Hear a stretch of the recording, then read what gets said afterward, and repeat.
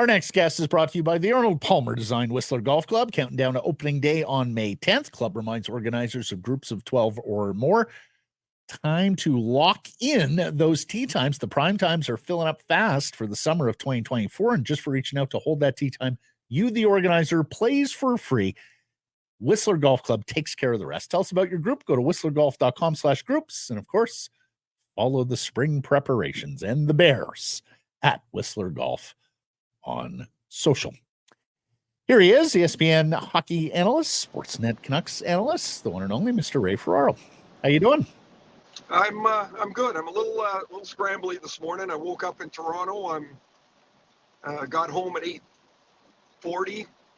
Uber home in my car going to Langley to watch Riley play soccer. So I'm a little discombobulated, but I'm really happy I came back to this glorious West Coast day. Is this not just another day in the life and times of Ray Ferraro? And I don't want to tease you here. We had about 8 days of nothing but sun. So That's right. And you missed all You of were them. in New York, but it was gorgeous here. Yeah, I do notice when I notice the weather, honestly, and because just like you're reading the golf read, I'm like, ooh, that could be a day I could have played 9 holes. I could have hit balls. But anyway, first 4 days of the playoffs were awesome, and we get a break because you may have heard the NFL draft is this weekend. Yes, yeah. And so we pick back up Monday of next week. All right. Big picture thoughts on the Canucks Predators series. What struck you watching these games, Ray? There is no room. There's no space. The loss of Demko, of course, is enormous, even though, Vancouver checks and defends so well. I mean, you're taking a game changer out of the lineup. The power play, Pettersson, like there's all the stuff that's really obvious sometimes is the big story. And, the other night they lose, it's, they had multiple power plays in the first period. And if you just cash one of them, you just feel so much better about yourself. And, I'm doing the Boston-Toronto series, the last 2 games anyway, and Boston had come into the playoffs and their power play was awful. One of the worst in the league for the last month. And they made nice plays and things, but somehow they get 2 power play goals in game 1. They get another one in game 2. They get another one last night. Like all of a sudden now the power play can't wait to get out there. And it feels like, Pettersson and the power play need something like that to ease the shackles a little bit. Vastly different games if the power play works in either of those 2 games. So this is your wheelhouse, Ray. I mean, God knows you made hay on the power play for all those years, 408 goals. What are they doing that is wrong, or what aren't they doing with that man advantage unit? Because it's more than just these last 2 games, right? The power play really has been a thing post All-Star break. It's funny, I just did an interview in Pittsburgh. They're talking about what's going on for next year, and we talked about the Penguins power play. It's got 4 Hall of Famers. You'd think it would be zipping along. I think it was 31st this year. Like, it would be hard to be worse than that power play was. And the one thing that stands out to me when I do games with the Rangers, who have an amazing power play, is, and I use them as an example because I think it can be pretty similar to Vancouver's, is nobody has a set spot. They start in one spot. Fox plays up high, and then Zibanejad might be on his right, he might be on his left. Panarin might be down low, he might be up high. The only constant is Kreider's in front of the net. And what that's changed over since when I played is penalty killers used to stay in the same place so the power play could stay in the same place.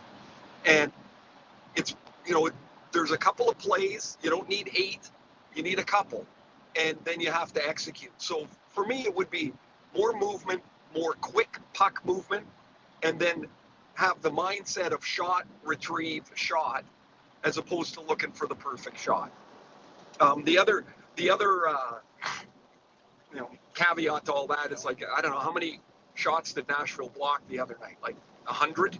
It was incredible. It was like they were backboards. And so I watch David Pastrnak a lot, and like one of my favorite players. And one thing he does is, so if you could just imagine Pettersson in that spot, instead of waiting for the one-timer, like, you're cocked and ready to shoot it, as the puck's coming, you move towards the puck. Now you've changed the defender's blocking lane. And Pastrnak does it really well. And it's a big change because a lot of guys don't do it. And it's probably harder to do than I think. But that's something you can think about. And you always got to find a new way because the penalty killers are always looking at your video and looking at your tendencies. And as you said, Blake, a power play goal in either game would have changed the complexion of either of them. You know Andrew Burnett a little bit, a lot, in fact, and you might know just, approximately vaguely what he's thinking now. I mean, he said that he doesn't want to play like he played in the third period all the time. That's for sure. That might just open up a little bit of space for the Canucks in and of itself if he makes an adjustment. But that's the chess match of this, isn't it? Is that Rick Tocchet's thinking about adjustments, Burnett's thinking about adjustments, and how those jive with each other. It's going to be very interesting. I'm sure Bruno didn't leave the game the other night and say, that is the way, that is Nashville Predator hockey. They never had the puck.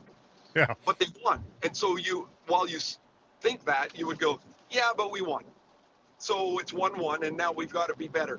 The one thing I think will change in Nashville for a good portion of the second half of the season, certainly through that 18-game unbeaten streak, like, they play super fast. They don't want to carry the puck through the neutral zone. They want to move it quickly. So, like, you have to almost, assume the neutral zone starts kind of inside their blue line, and they're just firing it up, tipping it, and chasing it. And then, they get in the zone, and they, as we saw, Forsberg's he's a fabulously talented player. So I think Nashville would like to do that a bit more. They're at home. They've got a lot of guys that haven't got a lot of playoff experience either. I think there's a chance for this game to game 3, to really loosen up a little bit. Whether either team really wants it, it's going to be super loud. They're going to have the home crowd. They're going to have lots of energy. And Vancouver's going to have to, if they really defend well, I think there's going to be more chances there. Now, they're going to have to defend. They're going to have to defend that speed, but I think there's chances there. How does Pettersson break out of this slump, Ray? Everybody's different. I don't know. I don't know him at all. It looks like he wears things pretty heavy. Like, you can see the frustration. Like, anybody in the league would have been frustrated to miss the net that he missed on, right? Like, anybody, because you just don't get that very often. It's easy to say, just relax, don't think, and just react. It looks to me like he really thinks his way around the ice right now. And I would say one of his great strengths that makes him the player the Canucks signed to this deal and have seen over the last few seasons is instinctually he's a really good player. Like, he seems to know where all the trouble is, where all the open space is. But right now, he seems like he's got to think about it.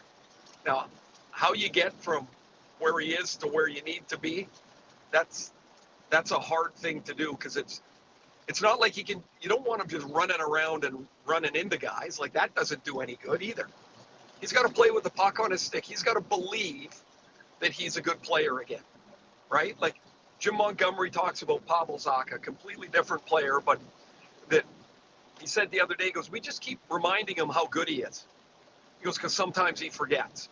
And I'm sure the pressure and the stress is weighing pretty heavy on him. For him too, Ray, like, he couldn't win the other night. He shot early, all of them were blocked. Then he starts to pass because he's thinking probably to said everything's getting blocked, I'll pass. But then he passed when he really should have tried another shot again. And then he goes back to shooting late and they're all blocked again. Like, he couldn't buy a break either. Although, do you make your own breaks? Do you fake more? Like, I don't even know what to suggest to him at this point.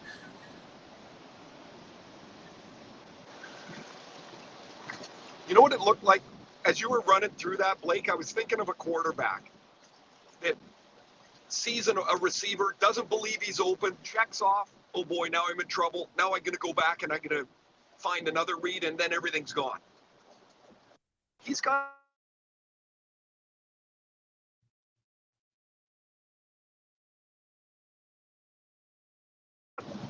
my reads are my strength, right? He's not the fastest guy. He's not the strongest guy. His ability to read the play has always set him apart. He just knows where the right play is. And right now, it's like he doesn't trust it. He's like a quarterback that doesn't trust that he's made the right read. And you're right, like, you can screw yourself right into the ground with it. And pretty soon the puck, honestly, this will sound stupid, the puck feels heavy. It can't be, right? It's the same puck. It's the same puck you've been playing with since you were a kid. But it feels heavy on your stick. It doesn't jump off your stick. Then you start thinking about that. Then you're like, geez, my legs are a little heavy today. Like, it's one thing after another. And until the player in the slump, and I would throw, just because I did it last night, Mitch Marner into the same thing.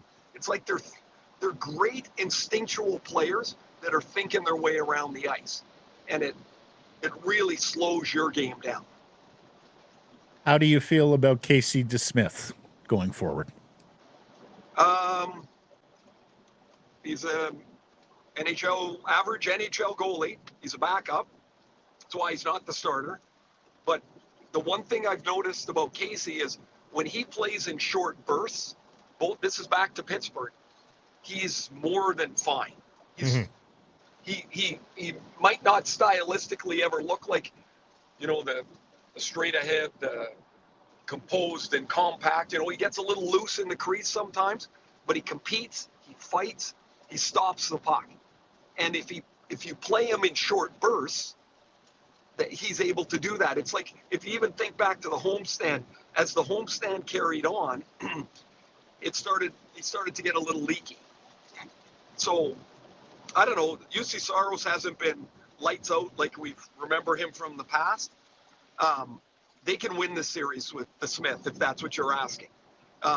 If it goes long, and even long, maybe they win and they move on, and Demko's still not ready, then I think you're going to see both goaltenders at some point, because that's just the nature of the position. If you're a starter for a reason. If you're a backup for a reason. And usually it's the consistency over time. They don't need him to be good for 3 months. They need him to be good tomorrow, and then Sunday, and then you go from there. And they only need him to be good. They don't even need him to be great, Ray. I mean, they've defended quite well. It seems like a year since they've given up 30 shots in a hockey game, for heaven's sake. So it's not like he's going to be seeing a lot of rubber, most likely, particularly if Myers is back sooner rather than later. I mean, the Canucks continue to defend well, don't they? It's funny, as they were getting their game back together, I'm reading about, and hearing, chit chat about, but they don't score like they did in early in the year, but they were winning through this stretch. And I'm like, a year ago, everybody was begging for wins. Now you're not winning the right way, right? It's not going to be pretty, I guess is what I'm saying. Like, they are going to have to grind teams to a pulp, and they've really done a great job at it. Part of that means that when you get an opportunity on your power play, it has to help. Like, Vegas won the Stanley Cup, their power play's not great, or wasn't great. Jersey won it 1 year, their power play was last. The Kings won it those 2 years, and in 3, 1 year, their power play, I think it was dead last in the season and dead last in the playoffs. They won the cup, but they played a different way. So the Canucks version of that is grind, physical, defend, power play that works once in a while. 5-on-5, you have to be able to capitalize. It's a playoff style game, but man, it's a grindy, nervy game. Like, it's going to be rare that they're going to have a comfortable game, put it that way. there's been all these concerns. There's been some good moments though throughout the course of the two games. Unfortunately for the general manager and the president and their associated staff, it's been people that have contracts that are coming up here. Dakota Joshua and Nikita Zadorov might very well be sort of the top two performers in their pay grade, within their pay grade, and both of those guys need contracts. But I mean, what do you do? It's not like you're not going to hope for that, but it just so happens these contracts to come up here are playing pretty well. Yeah, so I don't think, I mean, certainly as you guys know, I've never been in management. I don't, whether somebody has a good 6-week run or 2-week run, that really shouldn't change what your view of your team build is for next year. Like if you're looking at Dakota Joshua, whether he has a good series here or not, you're looking at what he's done over the course of 7 months. That's your evaluation. That's going to be your comparables that you're going to build. Anybody can have a good playoff, right? And it can be short. It could be John Druce. Hell, it could be me. I did it one year, and they didn't all of a sudden come with $5 million to me. But they should have, Ray. They should have. They should have. What a mistake. Or not really. They actually made the right call. I just look at it like these are problems that you're going to have every year. Sometimes you're a lousy team and you have big contract decisions. They're going to have significant decisions to make, and they're a good team. Like, it's a good thing, but it doesn't mean it's easy. You'll get a little bit of cap room with some of the contracts that come off the books. You got to add Pettersson's extension in. I'm sure you guys have been through all of this. You get the $4 million or whatever the raise is from the league, and there's going to be some really tough decisions to make. And you only could put so much sand in the jar, but these two guys are, they're not hurting their cases, that's for sure. Back on Pettersson for a second. We've seen Lotto line in glimpses in games 1 and games 2. Offensive zone faceoffs a couple times on the fly. If Petey isn't going early in game 3, do they have to go Lotto line in a more permanent way, or do you think they will go Lotto line in a more permanent way? Just get him playing with some better offensive players than the two guys he's with now. Well, maybe. I guess it would also depend, Matt, what the rest of the game looks like. Like, you're not going to, if things are going well and his line's not generating a lot, but they're kind of holding their own, then you're probably not going to blow up everything else just to see if you can get him going. But if the game doesn't feel comfortable, maybe you go to that. Right? Like, the one thing I think we've seen from talk this year is the willingness to move people around in game if things aren't working. People flip-flop around a little bit. Rick is a very gut feel guy. And part of that is you've got to make that evaluation 3, 4, 5 shifts into a game. Because if nothing's happening and your team's got nothing going on, you're not going to wait 40 minutes to make a change. On the Nashville shot blocking and, what you said earlier about, Brunette certainly not coming out of that game saying, oh, that's Nashville Predators hockey. And I completely, By the way, Bruno never blocked any shots. I want to make perfectly clear. None. Especially not in Atlanta. Clearly Nashville. No. So clearly Nashville doesn't necessarily want to play that impotent a game offensively where they're required to block that many shots. But, this is a short series now. It's a best of 5. Can Vancouver play the same way and think that's going to be just keep good going, enough? Just keep hammering away and seeing what their courage level is and seeing if you get more through, or do they have to adapt a little tactically? Well, but here's the thing. So if they're blocking a bunch of shots, of course, that means you got the puck all the time, which means you're not defending very much, which is a really good thing. If the puck's never getting to the net, maybe you've got to shoot it off the side of the net. Maybe you've got to try for some tips around the net. But you can't not shoot the puck. You can't hold it and hold it and hold it and hope you get one chance here and there. Like, that just never works, because eventually you're gonna turn it over. And now you're tired from skating around the offensive zone and they break out of the zone. A series is funny, like at various points in the series, it might seem hopeless. And at various points, you can see that you're starting to get to them a little bit. But when you're in the series, it never feels like, it never really feels like you've got a great handle on it, because things change so fast. Like, let's say they go down to Nashville and they get 6 or 7 more pucks through, right? Not 20, just 6 or 7. And one of those 6 or 7 hits the goalie and there's a rebound and you bang it in the net. Game's completely different. Like, it changes. The margins are so small. And I think most people felt this series would be really close. So the win and loss is going to be really tiny. And maybe you shoot for tips a little bit, but you're still going to be as aggressive shooting the puck as you can be. Get it at the net, make them block it, wear them down if you can, stay on the body. This is a grindy black and blue series. I don't see any way it's going to change. Finally, Ray, at the age of 90, the legendary voice Bob Cole passes away today. I'm sure you've got memories watching as a fan of some favorite guy. First of all, I'll put you on the spot here, and I should have done my homework on this. Do you know, did he call you any great goals of the 408 or beyond playoff goals of you? Did you ever have somebody get you a clip of Bob Cole calling a Ray Ferraro goal? No, my best playoff, Chris Cuthbert was actually on our calls. And so I've got it. When I started working with Chris, it was really funny that that's funny. Yeah. His calls on it. Not with Bob. He was always on the big games, as he should have been. But favorite call. I mean, when the Russians were playing in Philadelphia and they left the ice, and it's one of his iconic calls.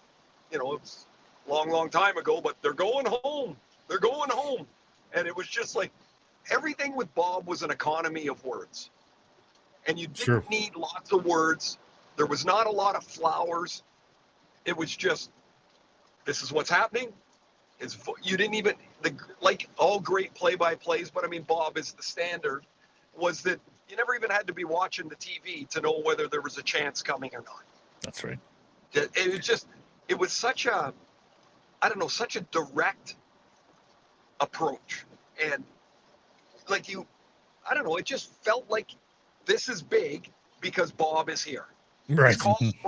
His call on Mario Lemieux's goal when he turned around the Minnesota North Stars was amazing too. I mean, but if you interview 30 people, they'll have 35 great, I remember this call or I remember that call. He did so many great games. The call from Salt Lake City when Sekeres scored, just so many of them, and we can only be so lucky to get to 90, and that was a life well lived. And Mr. Cole, as most of us always called him when we saw him, he was the gold standard.